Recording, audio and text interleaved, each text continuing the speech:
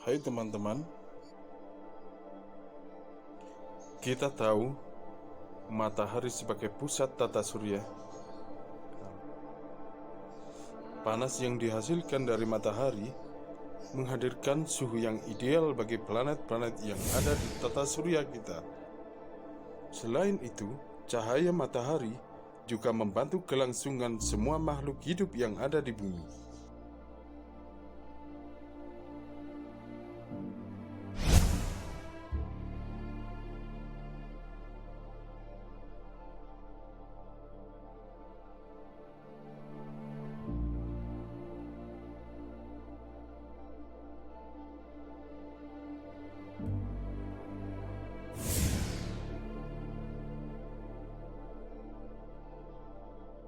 Di titik ini, matahari telah menjadi bintang yang sekarat dan sudah berada di tahap akhir evolusinya. Matahari akan kehabisan hidrogen sebagai bahan bakar.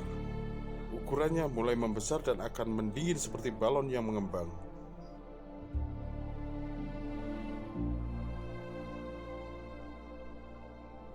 Saat sang surya menjelang sekarat, gravitasinya akan memaksa matahari lurus ke intinya, membakar hidrogen yang tersisa dan membuatnya menjadi raksasa merah.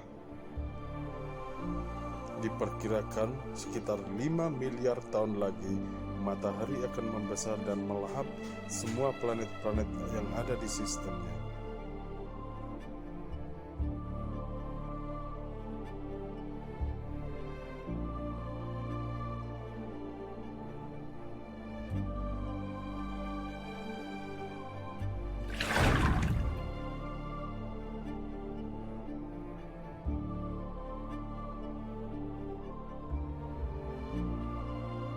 Nebula, satu fenomena yang memancar indah di tengah gelapnya ruang angkasa.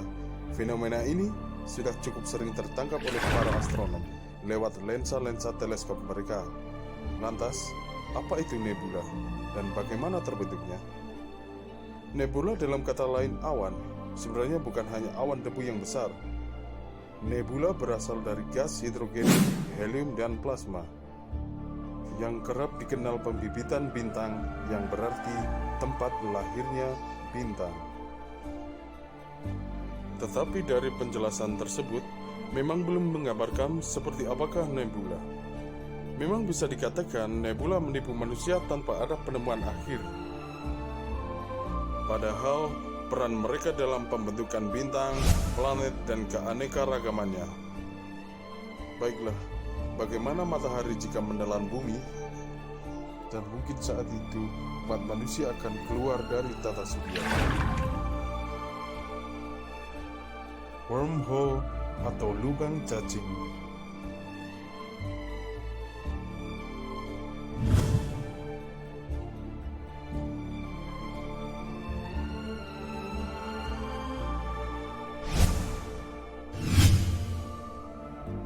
Menurut Albert Einstein, lubang cacing adalah jembatan penghubung ruang dan waktu. Lubang cacing menghubungkan dua tempat yang sangat jauh dan memungkinkan dalam mengakomodir perjalanan dalam lorong waktu dan waktu itu. Sebagian besar bintang di alam semesta merupakan bintang katai, termasuk matahari kita. Seperti manusia, bintang katai mengalami banyak fase selama masa hidupnya. Bintang katai ada beberapa macam, yaitu katai kuning, katai orange, katai merah, dan katai biru. Dan matahari termasuk ke dalam katai kuning yang bisa hidup sampai 10 miliar tahun. Bintang Maharaksasa. Bintang Maharaksasa merupakan bintang terbesar di alam semesta. Bintang ini memiliki ukuran lebih besar daripada bintang raksasa sekalipun. Bahkan bintang Maharaksasa 10 juta kali lebih terang daripada matahari.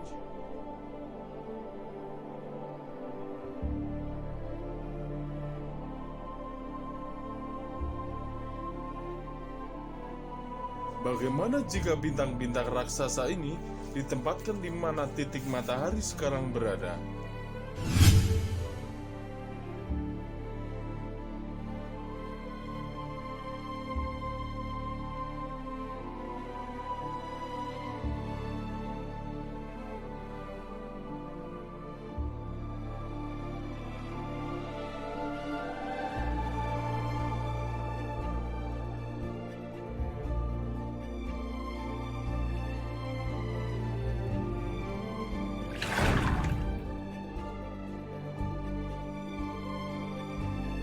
hitam supermasif. Lubang hitam supermasif adalah jenis lubang hitam dengan massa dari ratusan ribu hingga miliaran kali massa matahari. Kebanyakan atau bahkan semua galaksi diperkirakan memiliki lubang hitam supermasif di pusatnya. Di pusat galaksi Bima Sakti diyakini terdapat lubang hitam supermasif, yaitu Sagittarius A. Di sekitar lubang hitam ada permukaan yang disebut horizon peristiwa. Objek ini disebut hitam karena menyerap apapun yang berada di sekitarnya dan tidak dapat kembali lagi, bahkan cahaya sekalipun.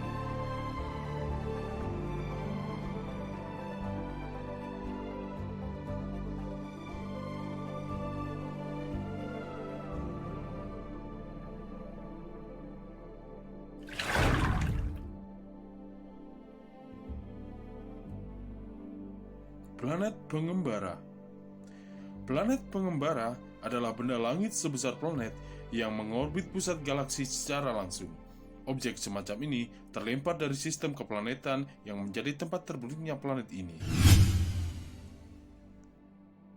Alam semesta adalah tempat yang sangat besar dan luas, rumah bagi bumi, tata surya, galaksi, hingga benda langit lainnya.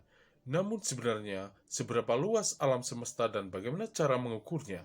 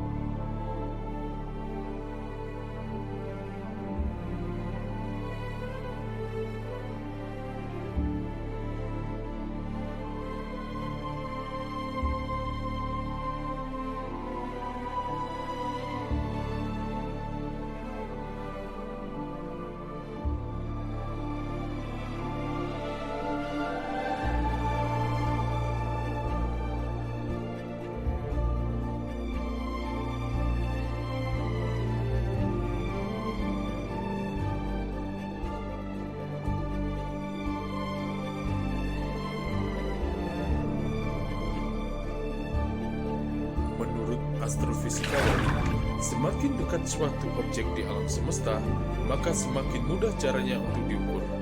Namun yang harus dilakukan ilmuwan hanyalah menyorotkan seberkas cahaya ke atas dan mengukur jumlah waktu yang diperlukan agar sinar itu memantul dari permukaan bulan dan kembali ke bumi.